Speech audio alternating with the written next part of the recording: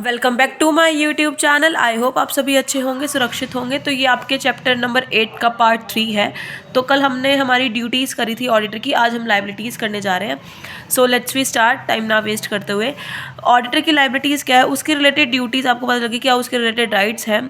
जो ऑडिटर है वो डिस्चार्ज नहीं हो सकता उसकी ड्यूटीज़ से, क्योंकि जो उसकी अलर्टनेस है और डिलीजेंस है वो लाइबल है इसके लिए। तो जो उसका रिजल्ट है नेग्लिजेंस का, वो अपने क्लाइंट से सफर लॉस नहीं कर सकता। तो ऑडिटर लाइबल है फॉर द सेम जब तक कोर्ट में कोई भी अगर क्लाइंट डैमेज सफ़र कर रहा है गुड्स के, तो इट इज़ नॉट पॉसिबल कि बाउंड्रीज और लाइबिलिटीज़ जो ऑर्डर के वो होंगी।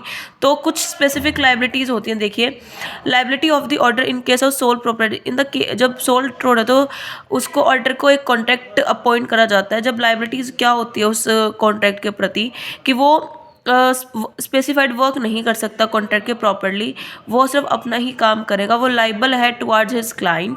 उसको ये ध्यान में रखना है जो भी सर्टिफिकेट वो इशू करेगा वो नंबर ऑफ पीपल और ट्रांजैक्शन के अकॉर्डिंग करेगा। उसका पूरा ऑनेस्टी और एफर्ट्स होना चाहिए उसकी ड्यूटीज़ के टुवार्ड्स और towards the third parties as well.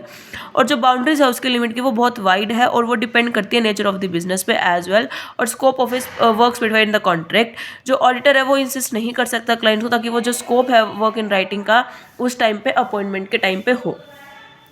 Liabilities of an auditor in case of partnership firm, इसमें क्या होगा, जो ऑडिटर का अपॉइंट करा वो अंडर अ कॉन्ट्रैक्ट करा जाता है। उसकी लाइबिलिटीज क्या होंगी कि वो डिटरमाइन करेगा कॉन्ट्रैक्ट को और सोल प्रोप्राइटर के में।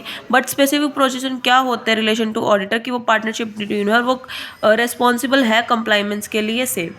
कंपनी में क्या होगा, वो एक लिमिटेड लाइबिलिटी होती है ऑडिटर की। तो जो ऑडिटर है वो प्रोविजन होगा कंपनी एक्ट के अकॉर्डिंग और वो डिटरमाइन करा जाएगा कुछ इन पार्ट्स में डिवाइड कर। सबसे पहले सिविल लाइबिलिटी में 4 है। लाइबिलिटी फॉर नेग्लिजेंस सबसे पहले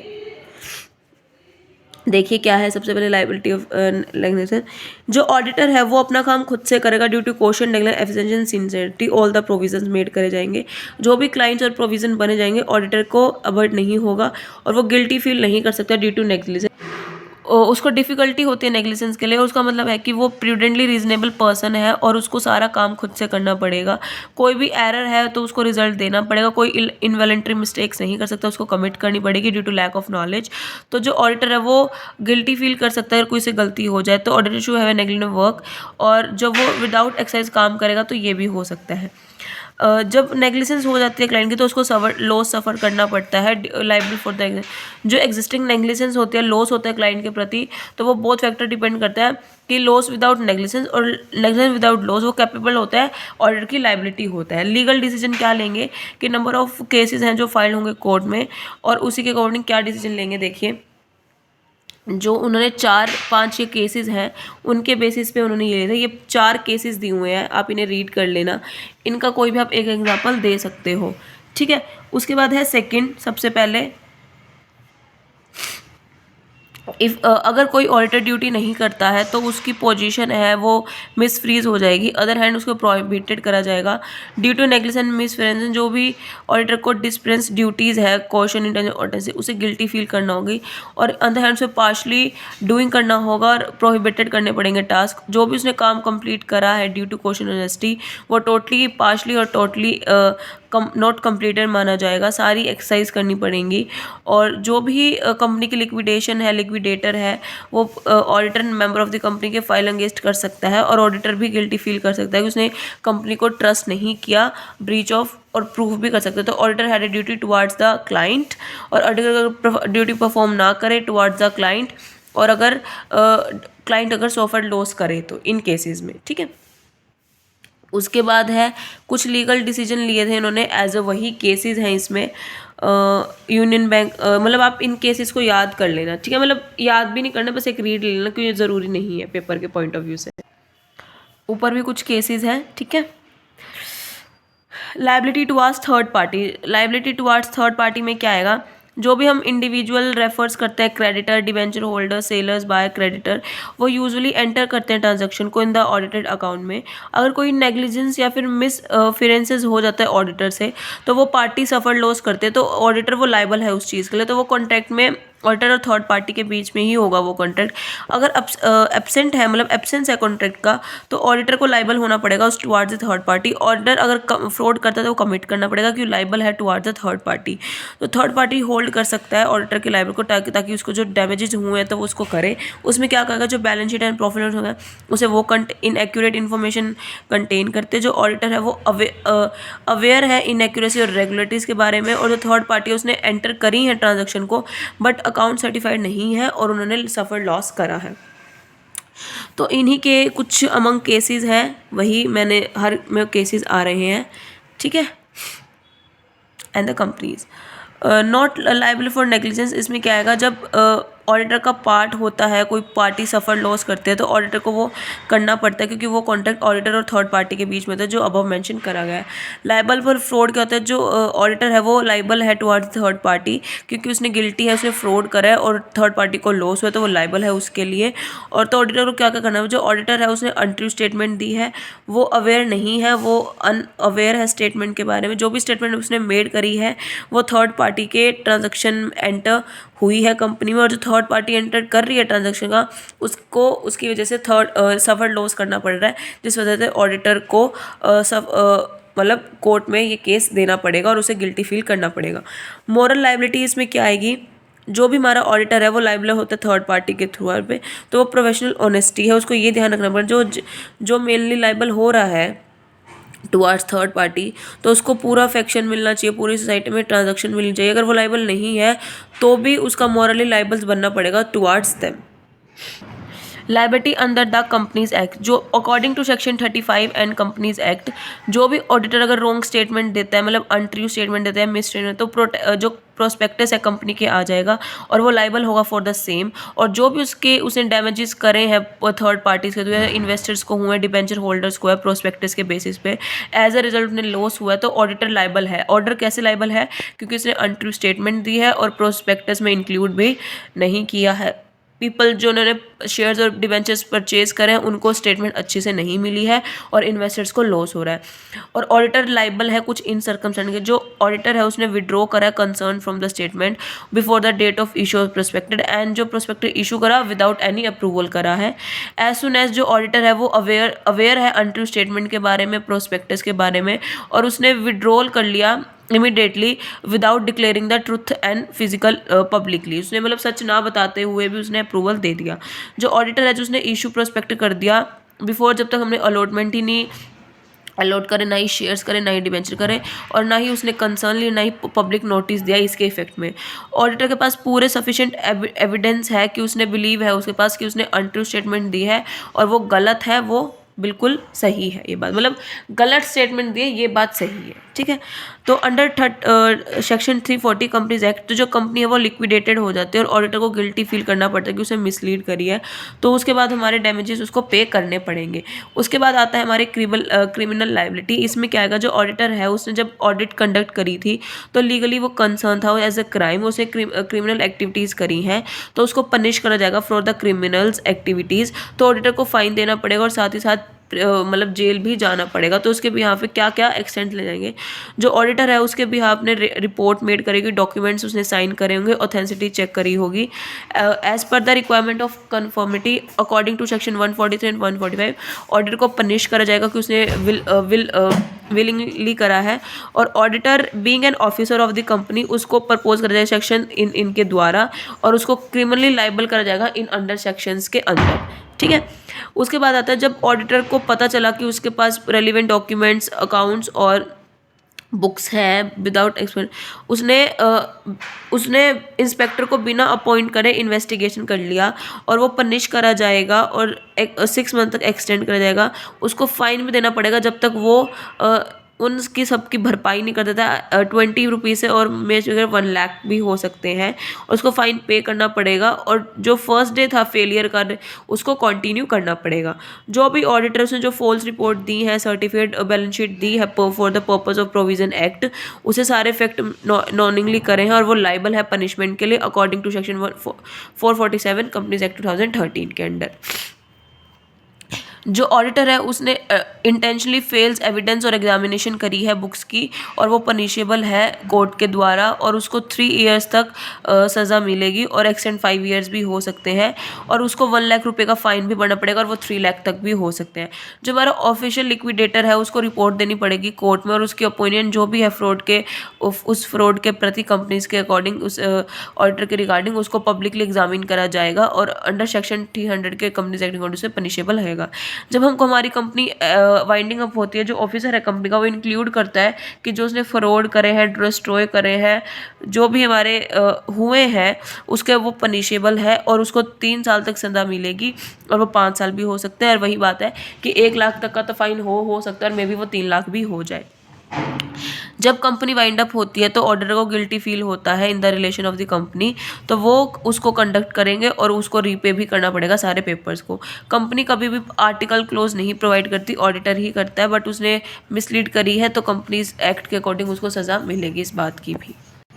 now protection against breach of duty, जो हमारी कंपनी यूजुअली होती हैं उसमें आर्टिकल्स होता है ऑडिटर के थ्रू की जो लाइबल है और डैमेजेस के लिए और जो उसने विलिंगली करे हैं। तो इलुस्ट्रेट करा गया हमारी city equitable fire insurance company limited की तरह से। जो ऑडिटर है उसने नेग्लिजेंस करी है और उसको अमाउंट प्रोटेक्ट करना पड़ेगा क्योंकि वो आर्टिकल्स और वो लाइबली है।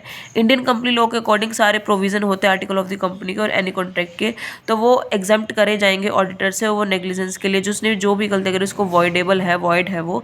और सेक्शन 146(3) के अंदर कंपनीज एक्ट, तो कोर्ट उसे ऑफिसर ऑफ द कंपनी को इंक्लूडिंग ऑडिटर को सजेस्ट करती है डिसऑनेस्टी और अनरीजनेबल कॉन्ट्रैक्ट की वजह से उसे सारे उसके खिलाफ सारे एलिगेशन करे जाएंगे जो भी उसके बनते हैं। लिक्विडिटी ऑफ ऑनरिटी ऑडिटर, जो ऑनरिटी ऑडिटर वो इक्विबल लाइबल है miss use of the rights के लिए कि जो उसने रेम्यूनेशन रिसीव करा है उसे रिटर्न करना पड़ेगा, एग्जामिन करे उसे मिलता है, बट वो गिल्टी है तो उसे वो भी रिसीव नहीं होगा उसके काम की वजह से। और जो बेसलेस रिस्पॉन्सिबिलिटी है वो भी डिक्रीज हो जाएगी और उसकी ऑनेस्टी ख़त्म हो जाएगी। Liability of auditor for libel, जो ऑडिटर की रिपोर्ट है वो इंक्लूड करती है कि जो इंसल्टिंग एनीवन है उसका गुड फेथ और विदाउट एनी रॉन्ग इंटेंशन करे तो वो गिल्टी फील करेगा। तो जो डिसीजन है इन केसेस के, जब ऑडिटर इशू करता है ऐसे स्टेटमेंट तो उसकी लिमिटेड ड्यूटी से एक्सीड हो जाती है और वो क्लेम नहीं कर सकता अपनी प्रोटेक्शन के लिए जो स्टेटमेंट उसने मेड करी है। जॉइंट ऑडिटर को होते हैं मैनीफोल्ड इंक्रीज, जब कंपनीज इंक्रीज होती है तो वो अपॉइंट करते हैं मोर देन 1 ऑडिटर ताकि जो ऑडिट वर्क है वो जल्दी कंप्लीट हो जाए, वो भी ग्रेटर एफिशिएंसी और लेस टाइम में। तो जो उन सच ऑडिटर्स को हम जॉइंट ऑडिटर बोलते हैं। जो ऑडिटर जॉइंटली लाइबल होते हैं, म्यूचुअल एग्रीमेंट होता है फ्रॉम द एक दोनों के कन्वीनियंस के अकॉर्डिंग। वर्क डिवाइड करा जाता है उन ऑडिटर में और उनको सबमिट करनी पड़ती है सेपरेट रिपोर्ट जो उन्होंने काम करा है और वो लाइबल होते हैं वर्क के जो उन्होंने दोनों ने करा है। यूजुअली इनको हम जॉइंट ऑडिटर और जॉइंटली लाइबल कहते हैं, लाइबिलिटी कहते हैं। नाउ ब्रांच ऑडिटर और ब्रांच ऑडिट क्या होती है? जो ऑडिटर कंपनीज अपॉइंट करती है इन सेक्शन 141 और कंपनीज एक्ट के अकॉर्डिंग उनको branch officer of the company कहते हैं, जो फॉरेन कंट्री में लोकेटेड होते हैं। जो ऑडिटर के कंपनी होते हैं, पर्सन होते हैं, वो एलिजिबल होते हैं कि इनके अकॉर्डिंग जो लॉज हैं कंट्री के वो ब्रांच ऑफ इनकी सिचुएटेड होती हैं। तो क्वालिफिकेशन क्या होती है इनकी? जो audit of the Indian branch है वो है कि वो स्टैट्यूटरी ऑडिटर होना चाहिए, उसके पास पूरी क्वालिफिकेशन होनी चाहिए, वो चार्टर्ड अकाउंटेंट ही होना चाहिए। पर जो फॉरेन ब्रांचेस है उसमें क्या जो क्वालिफिकेशन है अंडर द लॉज कंट्रीज होनी चाहिए और उसको ओवरसीज पता होनी चाहिए। अपॉइंटमेंट क्या है? जनरल मीटिंग में क्या है वो ऑडिट को डिसाइड करना पड़ता है कि कंडक्ट बाय अ पर्सन और other than the company auditor. But general meeting में ब्रांच ऑडिट में क्या होता है कि वो खुद ही अपॉइंट करते हैं और ऑथराइज करते हैं board to the point any person, और ऑडिटर को कंसल्टेशन दी जाती है कंपनी ऑडिटर के द्वारा। रेम्यूनरेशन क्या है? जो ब्रांच ऑडिटर वो कंपनी ही डिसाइड करती है जनरल मीटिंग में और जो डायरेक्टर्स होते हैं वही उन्हें अपॉइंट करते हैं और बोर्ड डायरेक्टर्स ही देखते हैं, मतलब ऑडिटर और बोर्ड ऑफ द डायरेक्टर्स ही देखते हैं। राइट और ड्यूटीज़ क्या है? जो ऑडिट होती हैं बुक्स ऑफ द अकाउंट्स की वो कंडक्ट कर जाए बाय द पर्सन जो ऑडिटर है कंपनी का, उसके पास पूरी राइट्स एंड ड्यूटीज़ है, वो एंजॉय कर सकता है जो भी ऑडिटर है हेड ऑफिस का। अगर उसे वाउचर्स एग्जामिन करने हैं बुक्स ऑफ अकाउंट वो कर सकता है, वो कंप्लीटली एग्जामिन कर सकता है और अपनी रिपोर्ट प्रिपेयर कर सकता है। साथ ही साथ वो ये भी क्लैरिफाई कर सकता है कि उसने जो रिपोर्ट्स में रीजंस दिए हैं वो उसने यहाँ से चेक करे हैं और हेड ऑफिस के अकाउंट्स भी उसने इनकॉर्पोरेटेड करे हैं, डिटरमाइन करे हैं। Can the auditor be helpful in checking the black money? देखिए आंसर। नॉर्मली जो ऑडिटर होते हैं वो पेपर वर्क के लिए होता है और वो बुक्स ऑफ अकाउंट्स को ही एग्जामिन करते हैं ऑर्गेनाइजेशन के, और वाउचर्स को एज वेल। जो भी ऑर्गेनाइजेशन के करेक्ट वाउचर्स होते हैं, ट्रांजेक्शन्स होती है, वो इनको बुक्स ऑफ अकाउंट में रिकॉर्ड करते हैं, और अगर कोई भी गलत है तो वो ऑब्जेक्शन भी उठा सकते हैं, और कोई भी वीकनेस हो तो। जो राइट होता है ऑडिटर का क्या क्या होता है, जो राइट ऑफ द ऑडिटर है वो होता है कि बाउंड्रीज होती है कंपनी के अंदर, वो ब्लैक मनी में कहता है वो डिटेक्शन कर सकते हैं ब्लैक मनी की, और चेकिंग भी कर सकते हैं जनरेशन्स की। जो भी वो एग्जिस्टिंग होगी ब्लैक मनी की वो उसको डिटेक्ट कर सकते हैं, प्रिवेंट कर सकते हैं स्कोप ऑफ द वर्क के। और कंपनी का जो राइट्स होते हैं ऑडिटर की वो लिमिटेड होते हैं, तो जो कंट्रोल है ब्लैक मनी का वो पॉसिबल है, और जो ओनर है ऑर्गेनाइज का वो ऑल्सो वांट वो कर सकता है। जो ओनर है वो खुद एक्यूमुलेट कर सकता है ब्लैक मनी को, और अगर डाउटफुल है उसको ऑडिटर पे जो प्रेजेंट स्कोप ऑफ वर्क है उसे सक्सेसफुली वो प्रिवेंट कर सकता है अपनी generation of the black money को। ठीक है। Auditor does not have the authority to raise question. Auditor सिर्फ एग्जामिनेशन कर सकता है अकॉर्डिंग टू हिज कैपेबिलिटीज़, और डिटेक्ट कर सकता है रॉन्ग पॉलिसीज़ को, फ्रॉड और एरर को जो कंपनी में हो रहे हैं। उसके पास कोई अथॉरिटी नहीं है क्वेश्चन रेज करने की कि कंपनी की सेल्स इन्फ्लेटेड क्यों है, relation of sales stock high क्यों है। तो ऑडिटर के पास ऐसा कोई राइट नहीं है ऐसे क्वेश्चन को करने का। इन कंपेरिजन ऑफ रेशो जो करंट ईयर का और जो प्रीवियस ईयर का सिर्फ वही मेन वर्क होता है, और उसे सस्पिशियस है तो उसके पास कोई राइट नहीं है ऐसे क्वेश्चन को, अनलेस अनटिल जो राइट है वही उसको काम करना है, उसको हिस्टोरियन से ज़्यादा कोई मतलब नहीं, चाहे उसके पास कितना ही ब्लैक मनी हो। Black money is not shown in the paper present before the auditor in examination. जो पेपर में हम प्रेजेंट करते हैं, जो ऑडिटर एग्जामिन करता है, नेवर ब्लैक मनी से रिलेटेड कुछ भी नहीं होता, कंसील नहीं होता। एक सेपरेट अकाउंट मेंटेन करता है ब्लैक मनी का, जो उनको एक्यूमुलेट करता है, वो वेरी प्लान मैनर होता है। अगर हम उनको डिटेक्ट करने लग जाए सेम काम को तो वो बहुत डिफिकल्ट टास्क है, क्योंकि in the present economic age जो ब्लैक मनी एक बहुत बड़ी प्रॉब्लम है, और ऑडिटर लाइबल है इसको डिटेक्ट करने में, क्योंकि बस ऐसा कोई राइट नहीं है, सिर्फ वो ना ही कोई सॉल्यूशन है। तो इनके इरादे कुछ स्टेप्स हैं, देखिए क्या क्या स्टेप्स हैं। जो राइट है ऑडिटर का सिर्फ यही है कि वो एक्सपेंशन कर सकता है, और जो कंपनीज के एक्ट है उनके अंडर ही रहेगा, वो सिर्फ अपनी स्टैट्यूटरी लिमिट्स के अकॉर्डिंग ही कर सकता है, और it is impossible to control on black money. जो चेक है ब्लैक मनी का, जो ड्यूटीज़ है ऑडिटर की वो यही है कि वो एक्सपेंशन कर सकता है और अपनी टेम्पटेशन देख सकता है, उसके पास कोई वो एग्जामिनेशन पूरी डिटेल में कर सकता है, और अपने शेयर होल्डर्स के कंपनी को अवेयर कर सकता है, पर इन रेगुलेटरीज के बारे में इसके बारे में नहीं। जो राइट है ऑडिटर का यही है कि वो अंडर द एक्ट वो स्ट्रॉन्गली इनफ है इनके लिए, अनएबल है इन सारे क्वेश्चंस के उठाने के लिए वो ऑफिसर से और अपने पीपल से। In order to control black money जो ड्यूटीज़ हैं ऑडिटर की वो अलर्ट करती हैं, और उनका यही है कि वो सिर्फ और एक्सप्लेन प्रॉपरली कर सकता है, ना कि क्वेश्चन रेज कर सकता है। ऑडिटर का काम सिर्फ इतना है कि वो एग्जामिन कर सकता है बुक्स ऑफ अकाउंट्स को, और डिटेक्ट कर सकता है एरर ऑफ फ्रॉड्स को, पॉलिसीज़ को, इन रेगुलेटरीज़ को, बट वो क्वेश्चन नहीं उठा सकता अबाउट ब्लैक मनी, और ना ही उसे डिटेक्ट कर सकता, वो उसका काम नहीं है। अगर वो करता है तो वो बहुत डिफिकल्ट टास्क है उस चीज़ से पर्दाफाश करने का। ठीक है, तो इसी के साथ आपका चैप्टर नंबर 8 ख़त्म होता है। आई होप आपके चैप्टर नंबर 1 to 8 अच्छे से प्रिपेयर हो गए होंगे। कोई भी डाउट है तो प्लीज़ आप कमेंट कर सकते हैं, और कमेंट सेक्शन में अपना डाउट क्लियर कर सकते हैं। It's very soon and very soon हम बहुत जल्दी सिलेबस ख़त्म करने वाले हैं। And merry Christmas to you all, आपकी फैमिलीज़ को और आपको मेरी तरफ से मैरी क्रिसमस। सो वीडियो को लाइक शेयर कमेंट कर देना, चैनल को सब्सक्राइब कर देना। Thank you, have a nice day.